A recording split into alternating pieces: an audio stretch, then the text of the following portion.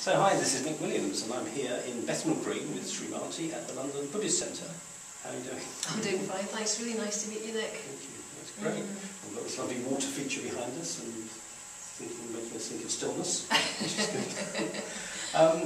You know, life has got these wonderful ways of connecting us, and I was just asking you, like, how are we sitting down here? And I just got on Twitter a couple of months ago and Facebook, and I started talking about getting this flip camera that we're recording this on, and you responded to me saying, if I'm coming up to London, could you interview me on your camera? I thought, why not? It'd be a wonderful thing to do. So you are an ordained Buddhist, but that's not all of what you do today, is it? I was an ordained Buddhist, as a market way of putting it. It was a big part of my vocation.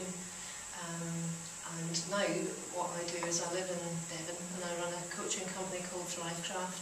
That's life, business and spiritual coaching. And so I work from Devon. I'm no longer part of the order, but I'm very much still... Yeah, definitely. And very grateful for the education and the experience. Yeah, the welcome that we've had here. Yes, they're very pleased to host this interview. So it seemed like an ideal place to come and meet you. Fantastic. Yeah. So what we said we'd have a little series of conversations, you know, just 4 or 5 minutes long. We thought the first one to talk about would be right livelihood, because that expression has probably in a lot of people's consciousness, and it's probably been in my consciousness for 20, 25 years. But if I was pushed, I would struggle to say, I know what it is. I have some ideas about what it is. So from your both business and Buddhist perspective, would you share a few ideas about what is right livelihood? Yeah, I mean, from a Buddhist perspective, right livelihood is just part of the practical path, but how you live your life, how you apply the principles of Buddhism, ethics, and you know, balance and all that kind of thing, within the world of earning your living. And the Buddha had such strong guidance on that. When I joined this order, when we started practicing, we started to experiment, well, what does that mean now in the 21st century? And how do you apply it in a contemporary way? Yeah, exactly. And what we discovered was it meant that we could run these businesses, and we actually set them up around here, around the London Buddhist Centre. And ran them, I suppose, if you were to boil it all down, you would describe it as from principles of love rather than power. You know, certainly they were prosperous and commercially driven, but not from a point of power over somebody else. And so there was an emphasis on cooperation, honesty, authenticity, and certainly ethics. You know, nobody was making armaments. We were running whole food shops and a vegetarian restaurant, a bookshop, charity shop. Currently they've still got a alternative health centre, an art centre, and so on. And are there any specific precepts that go to make up right livelihood? Are there any principles to follow? It's more like right livelihood encompasses all the precepts. In Buddhism, what I love about Buddhist ethics is it's not about pleasing anybody or bowing down to anybody to make sure you're a good boy or a good girl. It's ethics in the Buddhist understanding is about cooperating with the laws of the universe so that you have a happier, more fulfilled, more successful life. And that just so happens to mean being more other-centred rather than self-centred. So it's about service, about contribution, but also about serving self and others? Of course, because if you have to have a full cup to overflow. So certainly, look after yourself and be more be considerate. What do you find exciting about living a life of right livelihood, and what do you find challenging about a life of right livelihood, personally or for the people that you coach? I feel very fortunate because I never really had to work out there in the big bad world, as it were. I mean, I've always been involved in very innovative, creative business projects where we basically set them up and ran them right from a young age. And I think what was exciting was that feeling of freedom and freshness and creativity, inventiveness, and being able to place the person at the centre of the business. That was certainly my young experience, and I guess that's carried on. I then ended up being a consultant and a business coach, and I've been coaching many people in Devon, where I live now, who seem to flock there to be entrepreneurs.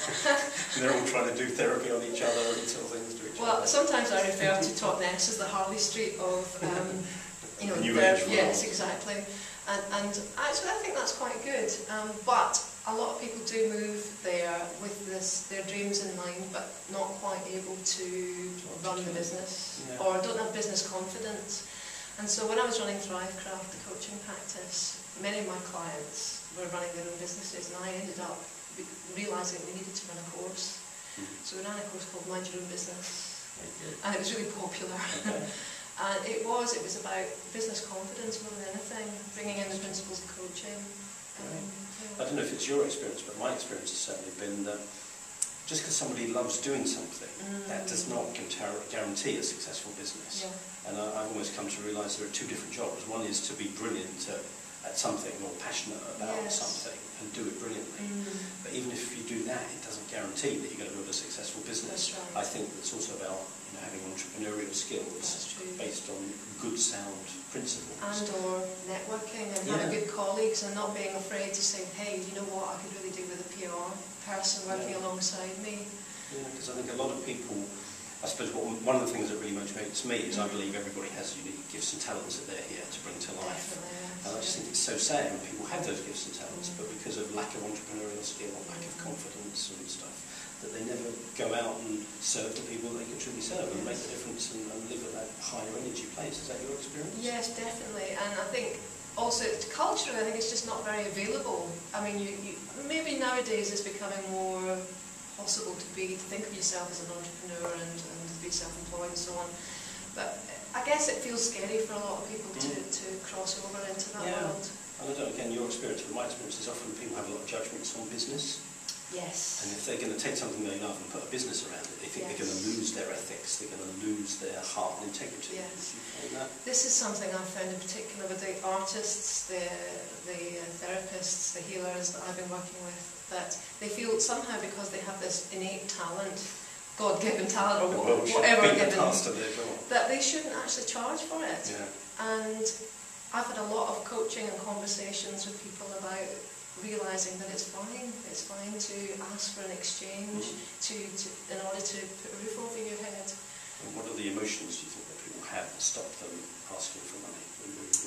It's usually some form of lack of self-belief or self-love or deserving or something along those lines, wrapped up in a slightly skewed spiritual ethic that it's not okay to receive. Spiritual to be poor. Yeah, that's it. To give and not to receive, that kind of idea. And that was something, I've had to work with myself because when I lived here at the Buddhist Centre, it was a great lifestyle, but we did live on subsistence. I was, living out of charity shops, and it was we called it designer poverty.